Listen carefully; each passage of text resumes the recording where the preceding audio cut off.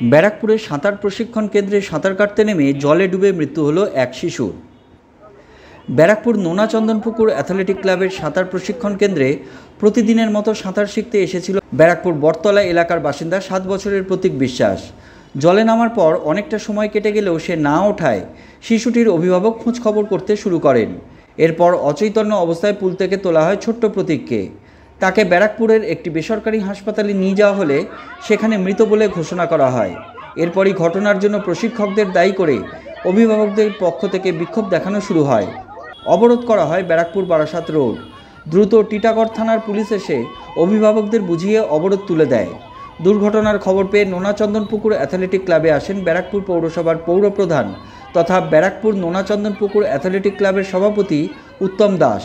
তিনি কথা বলেন অভিভাবকদের সঙ্গে।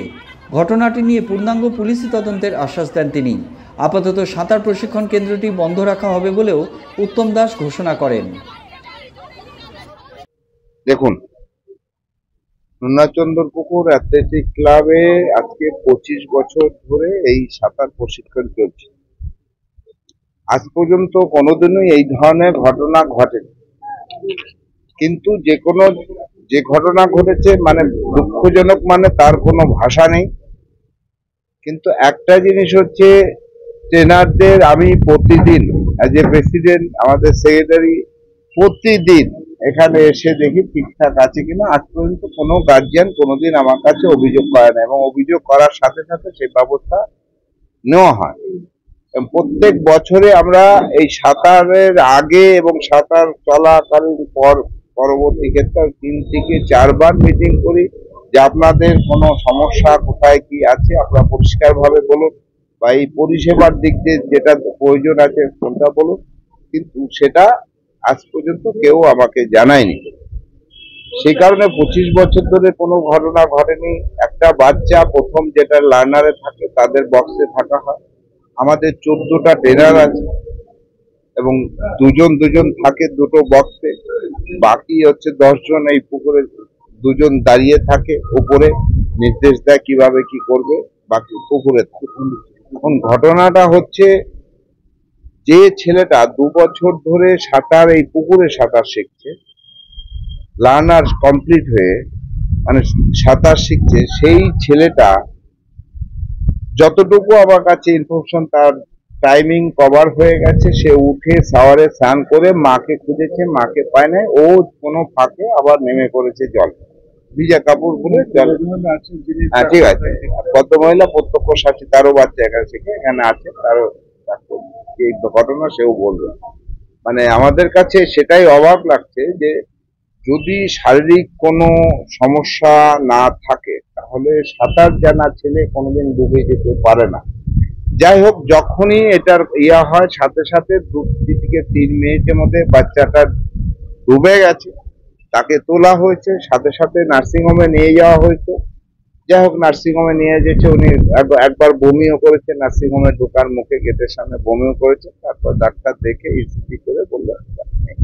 এখন এটা কোনো ভাষা নেই, এই ঘটনা কোনো ভাষা নেই।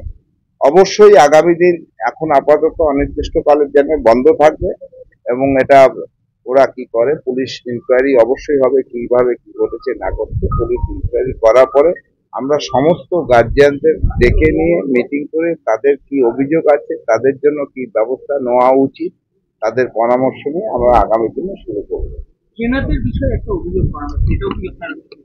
দেখুন, আপনার সাথে গোপনে যদি কোনো আতাত হয় কারোর সাথে, যে আমি 500 টাকা কাউকে গোপনে দিলাম, সে আমাকে স্পেশালি কাউকে শিখাবে, সেটা আমাদের কাছে যতক্ষণ ইনফরমেশনটা না আসবে ততক্ষণ আমরা কোনো স্টেপ নিতে পারি না। আজকে যেটা বলছে, আজকে যারা অভিযোগ করছে, এই অভিযোগটা যদি আজকে আমাকে এর আগে করতো তাহলে কিন্তু আমার মনে হয় না এই ধরনের কিছু ঘটতো। যাই হোক, একটা দুর্ঘটনা, অস্বাভাবিক ঘটনা, এবং যে ঘটনার কোনো ভাষা নেই, বলার মতন ভাষা। আমরা প্রত্যেকে এটার জন্য ভীষণভাবে মানে দুঃখিত, সাথে সাথে আতঙ্কিত। অবশ্যই গার্জিয়ানরা ডিমান্ড করছে তদন্ত। অবশ্যই তদন্ত তো পুলিশ করবে, তদন্ত তো আমি করলে তো গার্জিয়ানরা, তদন্ত নিরপেক্ষভাবে পুলিশ করবে। আপনারাও দাবি করছেন। বাচ্চারা যখন ডুবে গেছে, যখন বাচ্চার মা বলছে যে আমার বাচ্চা ওঠেনি, বাচ্চা পুকুরে রয়েছে, তখনও যদি সেই মতো বাচ্চা ডুবে গেছে, সেই মতো যদি নামতো, যদি চেষ্টা করতো, বাচ্চারা হয়তো বেঁচে উঠতো, কিন্তু বেঁচে উঠো না উঠুক, ওদের দায়িত্বের মধ্যে পড়ে যে চেষ্টা করা বা বাচ্চারা বাঁচাবা। আমরা যখন আমার সন্তান এখানে সাঁতার শেখে, এই একই বাচ্চা সাঁতার শেখেছে, সেই বাচ্চা যখন ডুবে যাচ্ছে, নিশ্চয়ই আমরা ছেড়ে দিচ্ছি সেই ট্রেনারদের উপর। তাই এরকম ভাবে ট্রেনাররা যদি গাফিলতি করে, আজকে এই ট্রেনারদের গাফিলতিটা একটা জীবন চলছে।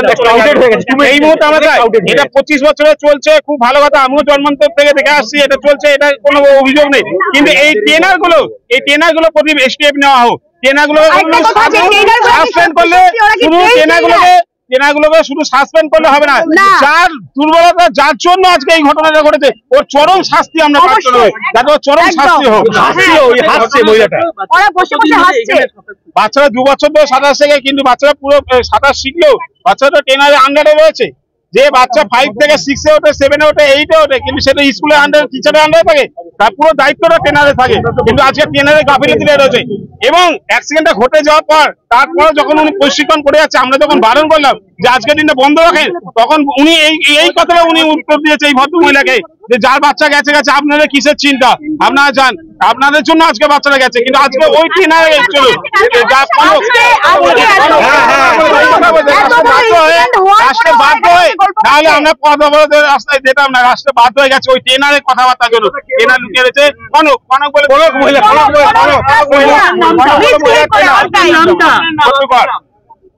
ছোট্টকর।